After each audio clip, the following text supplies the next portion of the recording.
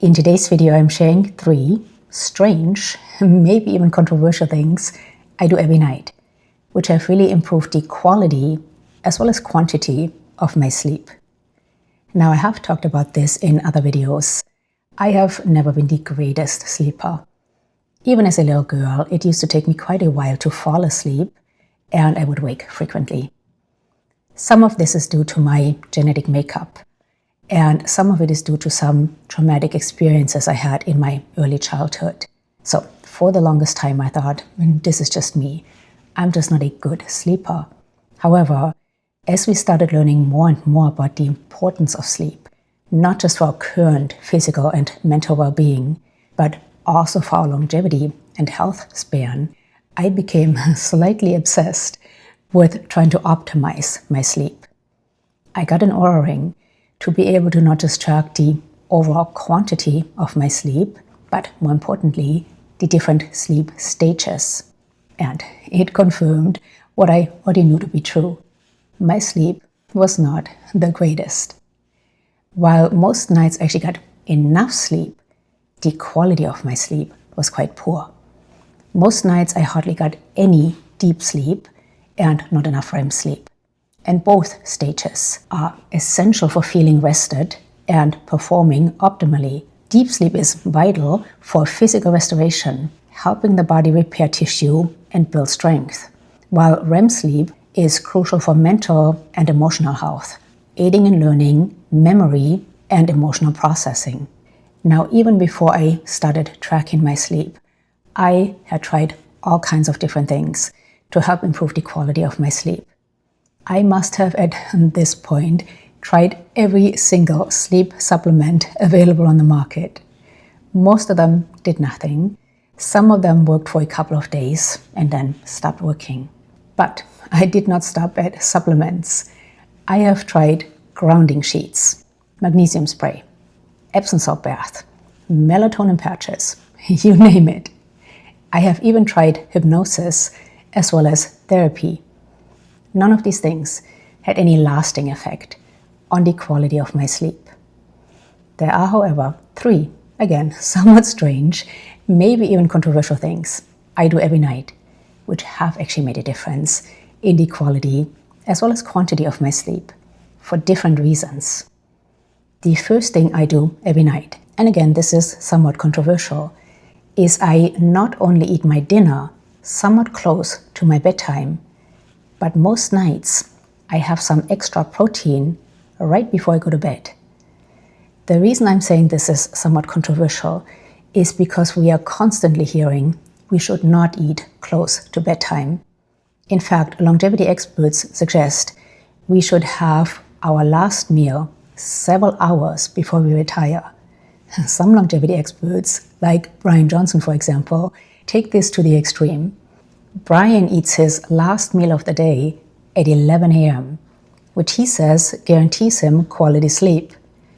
Personally, if I eat several hours before I go to sleep, by the time I go to bed, I am hungry again. And while some people like to go to bed hungry, I am not one of them. First of all, when my stomach is growling, I can't fall asleep. But even if I was to be able to fall asleep, I would toss and turn until I finally got up to eat something. In fact, several years ago, I always had a protein bar on my nightstand because without fail, I would wake up in the middle of the night, hungry, not able to fall back to sleep unless I ate something, hence the protein bar.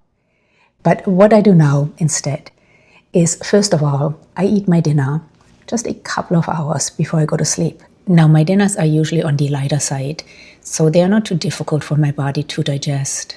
But most nights, I would say 90–95% of the time, I have some extra protein, usually in the form of what I like to call a protein pudding, which is really just a thick protein shake consisting of plant-based protein powder and just enough soy milk to make it a pudding-like consistency right before going to bed.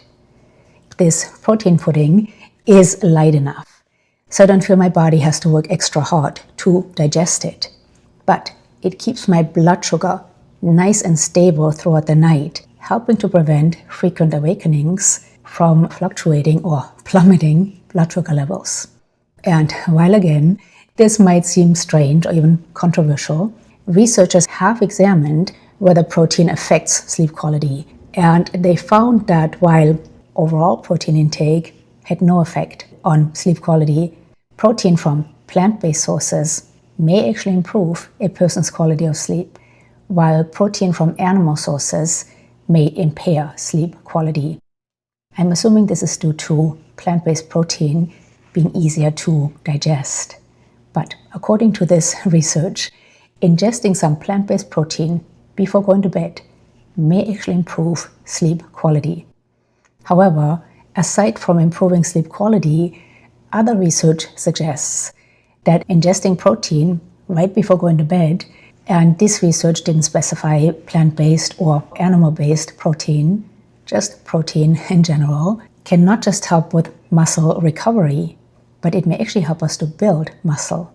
And of course we know that muscle is our longevity organ. So ingesting some protein right before going to sleep may not be so strange or controversial after all, and may actually be quite beneficial, not just as far as helping to improve sleep quality, but again, it can also help to build our longevity organ, and it can help with muscle recovery.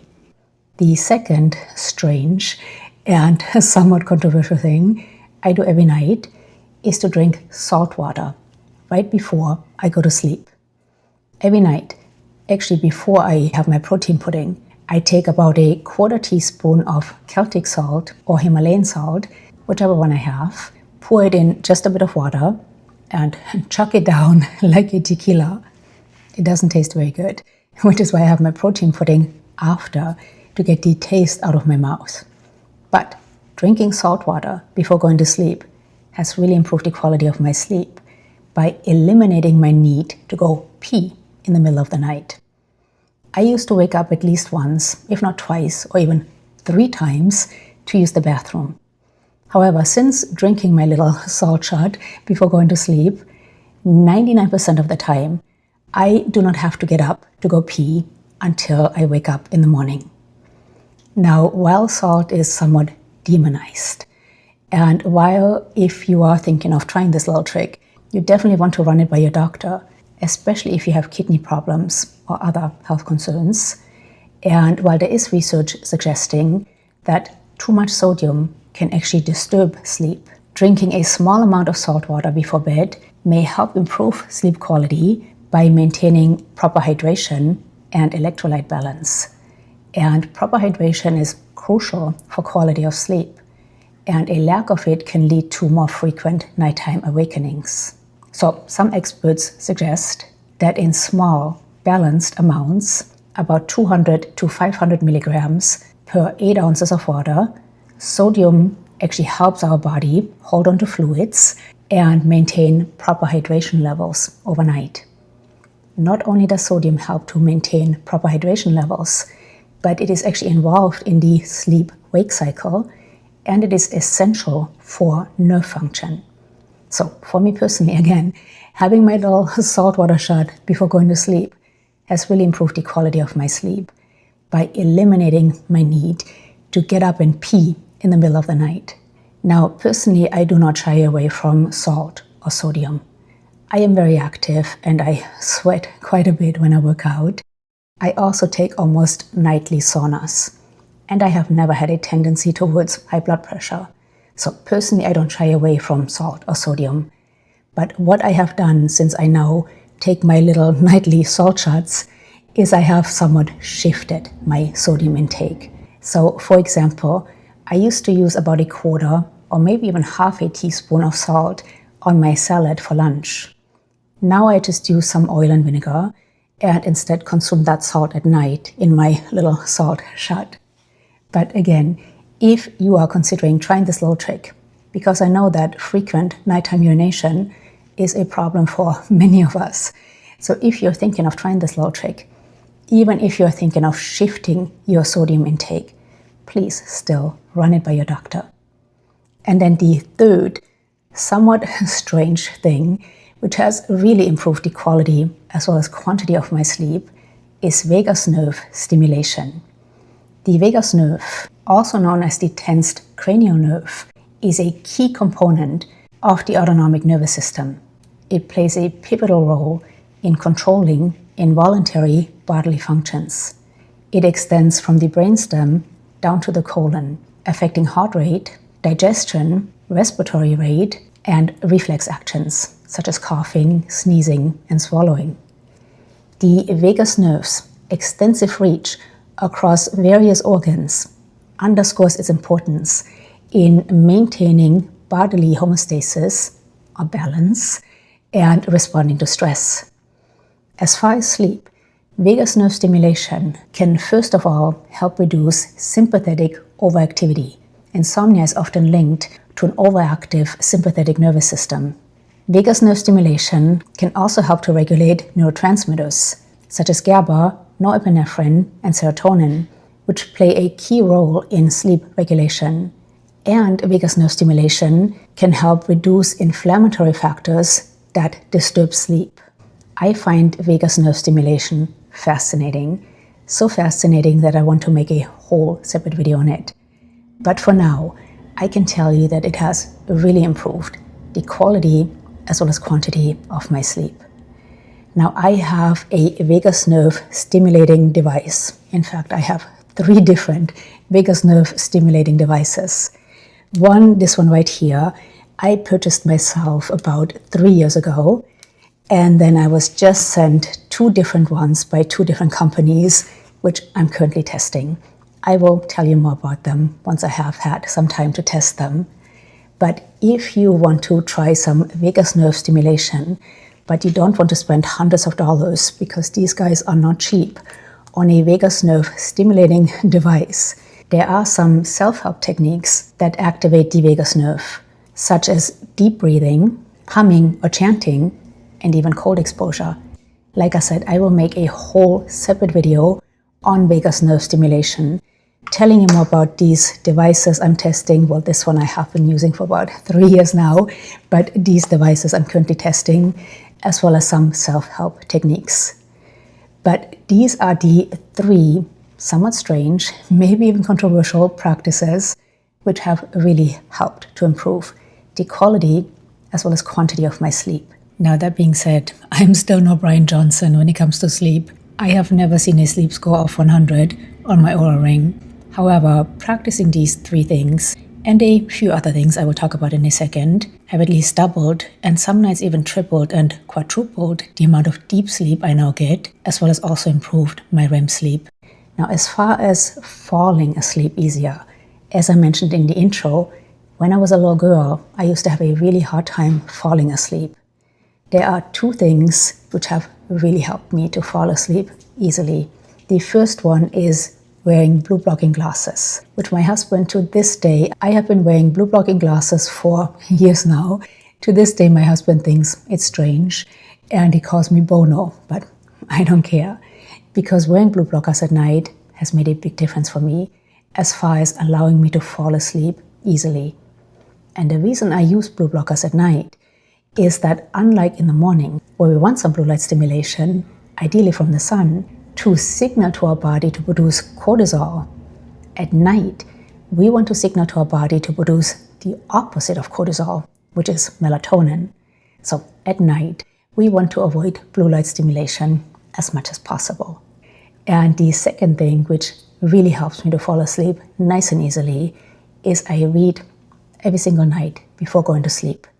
I read in bed, and I know sleep experts often tell us we shouldn't do anything in bed aside from sleep and have sex. But I read in bed every single night for about half hour or so. And what that does for me is it gets me out of my own head. I usually read fiction. So let's say I had a stressful day. Within a few minutes, I'm involved in somebody else's story and I forget all about my own day. And within about half an hour or so, I am so relaxed and ready to go to sleep that by the time I put down my Kindle, I do read on my Kindle, but I have it on blue blocker. But by the time I put down my Kindle, I just want to close my eyes and go to sleep. Now, there are a few other things which I do throughout the day which have helped improve the quality as well as quantity of my sleep. One of them is getting early sunlight exposure. Again, that blue light stimulation for cortisol production or to regulate circadian rhythm, avoiding caffeine, or in my case, dark chocolate, quite a few hours before bedtime. And I also feel taking NMN every morning, since it can help regulate circadian rhythm again, has helped in a roundabout way to improve the quality of my sleep. And talking about supplements, while I haven't had too much luck with sleep supplements, I do feel taking magnesium, especially magnesium glycinate, before bed. While it doesn't improve the quality nor quantity of my sleep, it helps my body to relax. I'm also currently testing different amino acids, such as L-theanine and tryptophan, for sleep as well as other things. And the jury is still out, but I will talk about that in a separate video. But I hope this video was helpful. I would love to know, do you have any tips or tricks to improve quality and or quantity of sleep, or to fall asleep easier? Please let us know down below. Have you tried any of the things I just shared? And if so, how did they or how are they working for you? Let us know down below. Any other questions or comments? Of course, leave them down below. I always love to hear from you. Thank you so much for being here. Until next time, bye.